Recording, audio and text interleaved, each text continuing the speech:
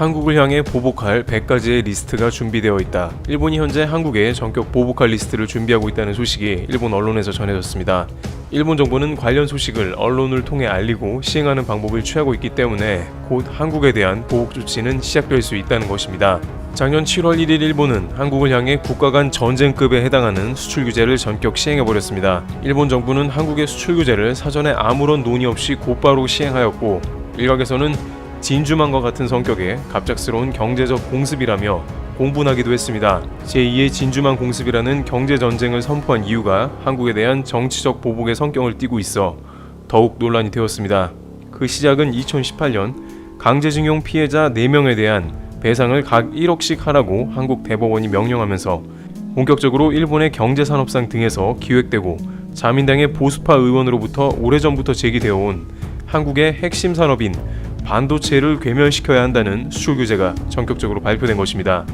당시 일본은 이 수출 규제를 시행하면서 이것은 일본이 앞으로 할 수 있는 보복 리스트 100가지 중에서 첫 번째 것이라고 밝히며 한국은 각오하는 게 좋다. 그 전에 강제징용 문제를 해결해야 할 것이라고 밝혔습니다. 그렇게 시간은 흘렀고 이제 강제징용 판결의 효력이 다음 달인 8월 4일에 본격적으로 생기게 되므로 이에 일본이 적극적으로 자신들이 얘기해온 보복성 조치를 실행하겠다고 나온 상황을 맞습니다. 법원은 내달 4일 이후로 주식 감정 등 피고 측에 압류된 재산을 처분해 현금화하기 위한 후속 절차를 밟을 수 있습니다. 따라서 일본 정부는 한국 정부가 일본제철과 포스코의 한국 내 합작 법인인 P&R의 주식 압류를 실행할 것을 대비해 본격적으로 보복 조치를 실행하겠다고 일본의 언론을 통해서 간접적으로 목소리를 내고 있습니다. 교도통신에 따르면 보복 조치로는 우선 한국인에 대한 관광 목적 등의 단기 비자 면제를 중단하고 각종 비자 취득 조건을 까다롭게 해 양국 관계 악화의 책임이 한국 정부에 있다는 자국 주장을 알리는 방안이 검토되고 있습니다. 작년부터 스가 관방장관은 한국에 실시할 수 있는 보복 조치 중에 비자 중단에 대해 거론한 바 있습니다. 일본과의 밀접한 경제관계를 갖는 한국의 기업인들이 일본 땅을 밟지 못하게 해서 한국의 산업 생태계를 더욱더 어렵게 만들겠다는 수출 규제에 이어서 좀 더 한국을 조이는 경제 조치라고 업계에서는 논의된 바 있는 것입니다. 또 하나 거론되는 것은 일본 정부가 외교적인 대응 조치로 복귀 시기를 정하지 않은 채 도미타 고지 주한 일본 대사를 일본으로 불러들이는 방안을 검토 중인 것으로 알려졌습니다. 일본 정부는 한국과 심각한 외교 문제가 불거지면 대사를 일본으로 조치하는 모습을 종종 보였습니다. 여기에 한국산 수입품에 대한 추가 관세 부과와 한국으로의 송금 규제 방안 등을 염두에 두고 있는 것으로 알려졌습니다. 위와 같은 조치들은 사전에 일본 정부에서 열거한 대표적인 수출 규제에 이은 대한국 보복 조치로서 지금까지는 으름장만 놓았지 실제로 눈에 띄게 실행된 것은 없었으나 한국에서 일본 기업 자산 매각 시 곧바로 실시한다는 준비를 하고 있다는 메시지를 일본 언론을 통해 공표하므로 한국의 일본 기업 자산 매각을 마지막으로 하지 말라는 일종의 강력 경고를 보내고 있는 셈입니다. 교도통신도 대구지법 포항지원이 공시송달 효력이 발생하는 것에 맞춰 압류자산 매각 명령을 검토하는 작업에 들어갈 것으로 보는 견해가 힘을 얻고 있다며 일본 측이 보복 가능성을 흘리는 배경에는 견제를 강화해 한국 측의 매각을 단념시키려는 목적이 있다고 분석했습니다. 그런데 이미 대법원에서 판결이 나버린 사안에 대해서 한국 정부에 경고를 하고 있냐는 의문이 드는데, 한국은 이 건은 정부에서는 건드릴 수가 없는데 삼권 분립이 분명한 나라에서 판결을 뒤집을 수 없다는 것입니다. 게다가 강제징용 피해자의 개인 청구권은 살아있어 이들이 피해를 보상받을 수 있다는 것입니다. 반면 일본은 개인 청구권도 청산이 되었으며 한국 정부가 법원의 집행을 막아달라는 강력한 요구를 하는 것입니다.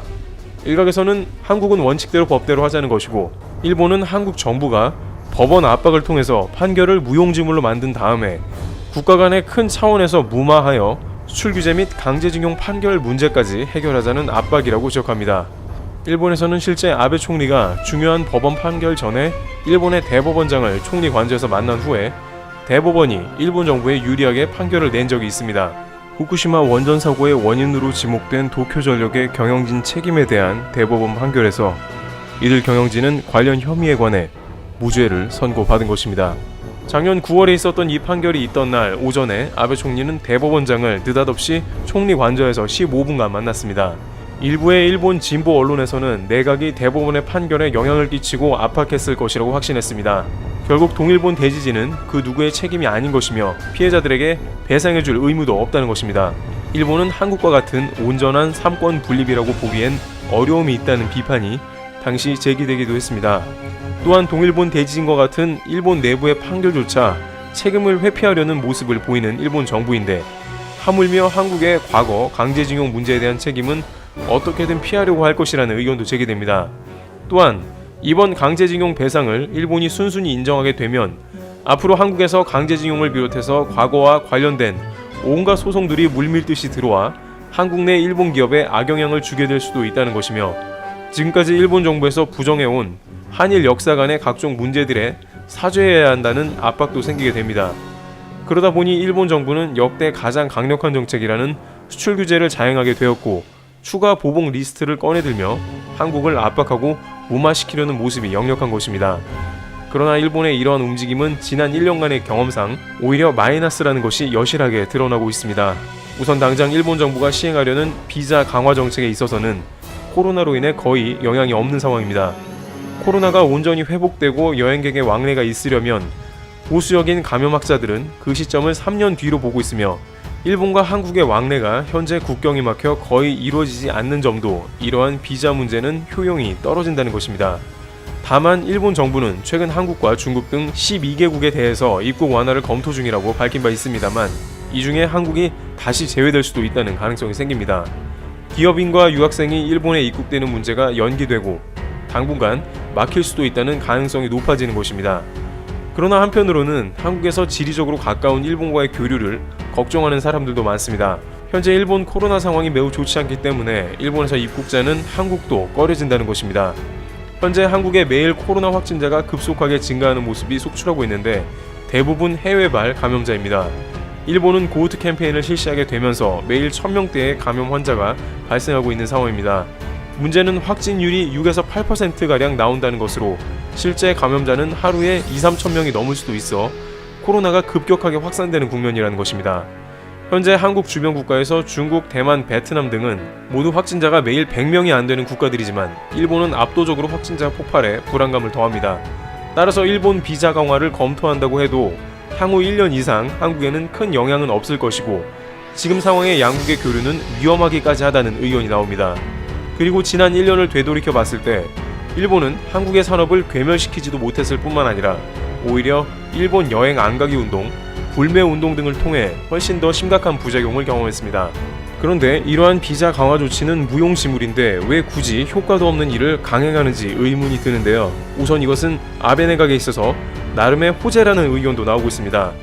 현재 아베 총리는 코로나 이후 지지율이 최악으로 치닫고 있는 상황에 반등의 재료가 필요합니다. 최근 요미우리 등의 온라인 설문조사에 따르면 45%의 국민들이 아베 총리가 사임해야 한다고 답했으며 80%의 사람들은 현재 고우트 캠페인을 그만두고 당장 긴급사태를 실시해야 한다고 답했습니다. 그럼에도 불구하고 아베 총리는 긴급사태까지는 아직은 필요 없다, 일본 경제를 위해서는 고우트 캠페인을 지속하고 싶다는 의견을 밝히고 있는 상황입니다. 따라서 뭔가 지지율 급반등을 위한 재료가 필요한데 마침 한국의 강제징용 판결 효력의 때가 가까웠으며 이에 적극 한국의 추가 보복을 부각함으로 한국과의 갈등을 키운 다음에 내각의 지지율을 반등시키겠다는 의도도 깔린 것으로 보입니다.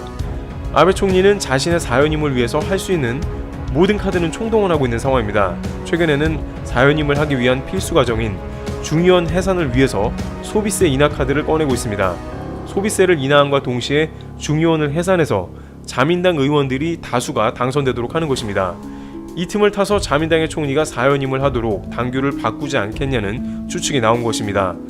그러나 코로나 사태가 갈수록 악화됨으로 인해서 도쿄올림픽의 취소설이 급속하게 떠오르고 있습니다. 일본 언론은 도쿄올림픽 취소 시 아베 총리는 즉각 옷을 벗어야 할 정도로 중대한 사안이라고 지적합니다. 여기에 코로나 긴급사태 해제 이후 고투 트래블 정책이 국민들의 엄청난 저항에 부딪히게 되면서 큰 헛발질을 한 것으로 나왔기 때문에 이 와중에 한국과의 국가 간 갈등은 지지율을 해결해줄 중요한 재료인 것입니다. 오히려 한국에서 일본 기업 자산을 지체 없이 즉각적으로 매각해줄 것을 내심 바라고 있을지 모릅니다. 그렇게 되면 국내의 시각을 한국에 돌려서 잠시나마 지지율을 올리는데 도움이 될 수 있다는 것입니다. 실제 일본 국민들은 한국의 수출 규제 및 백색 국가 제외 등 주요 안건에 대해 70%가량 찬성하는 것으로 나왔기 때문에 아베 내각은 자신의 사연임을 이끌어갈 한국에 좀 더 적극적인 보복 조치를 열거하며 나올 것으로 보입니다. 그러나 작년의 수출 규제 때와는 달리 한국에서는 일본발 으름장이 별로 통하지 않는 상황이고 일본 불매운동의 고착화와 같은 부작용만 나올 것으로 보여 과연 일본 정부가 강행을 할지도 귀추가 주목되고 있습니다. 드리블 튜브 여기서 마치겠습니다. 감사합니다.